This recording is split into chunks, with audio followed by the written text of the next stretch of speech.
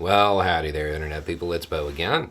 So, today we are going to talk about Biden's student debt relief plan and the new plan and the Supreme Court and whether or not the new plan is any good and all of that stuff, and just kind of run through it all.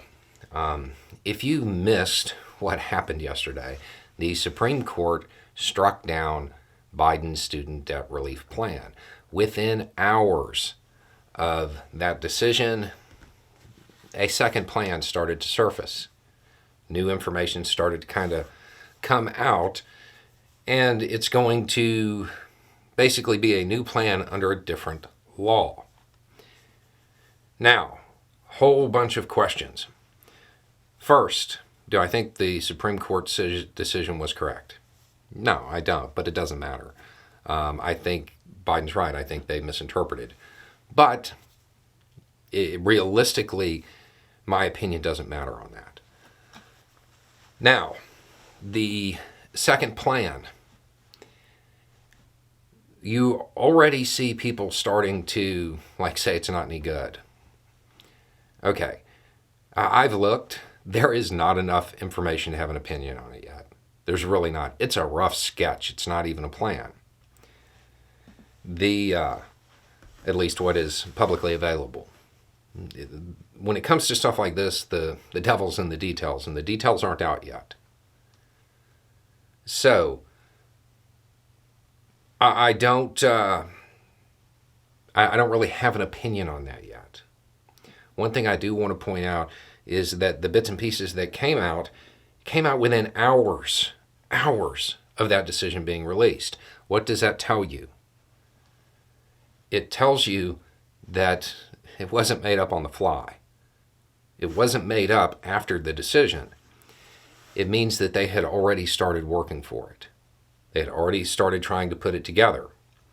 What does that mean? When you look back at the timeline, especially the criticism of it, the plan gets announced, and he has a whole bunch of people basically saying he should have used this other law that in many ways has more coverage. And I got to admit, I didn't understand it. Now where are you at? You have a decision from the Supreme Court striking down one. And now he's using that law everybody was talking about to get a second bite at the apple with something everybody was like, this is kind of a better law to use.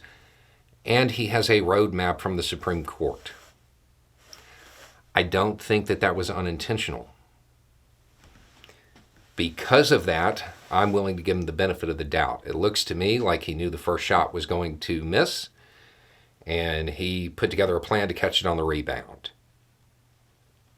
What it's going to be, I don't know. The little bits and pieces that have come out so far, it's interesting as far as raising what non-discretionary income is. That would have a huge impact. It looks like under some of it, it looks like people may still have student debt, but not have payments. But again, all of this is really early on, and we don't know. None of that may make it to the final rules. So we have to wait. It's not ideal. I see a whole bunch of people, especially Republicans, cheering this. I feel like that's probably not good politics, as they, support breaks for billionaires, but not for their voters. That seems counterproductive, but whatever. The short version of this, too late, is we have to see the details. We have to see what the actual plan is once it's fully presented. And I know because somebody already asked, this is what it looks like. It looks like they were planning this. Why isn't the plan ready? Because they needed to see the decision from the Supreme Court. Because now they can tailor the new student debt relief to be within the confines of what the Supreme Court set out. I don't think this is over, and I think that not. I think the Biden administration was counting on an ideological decision from the Supreme Court, and they have a contingency plan. I'm going to wait and see what that plan is before I start to put it down. This isn't something that, well, I signed the order, they said no, too bad. It's, I signed the order, they said no, well, let's see what they say to this one. And it seems like the second one would probably have a better chance because they have a very clear understanding of what this exact court wants.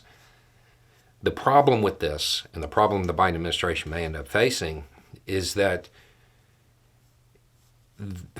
this Supreme Court they're not exactly consistent. So they may run into another issue. If that happens, then this has to go through Congress. And right now, the Democratic Party does not have the votes in the House. So again, once the decision has been issued, they can try to tailor it. Maybe they can catch the three conservative judges who aren't super far right if they tailor it to stay within the decision that was just released. But we'll have to wait and see. Anyway, it's just a thought. Y'all have a good day.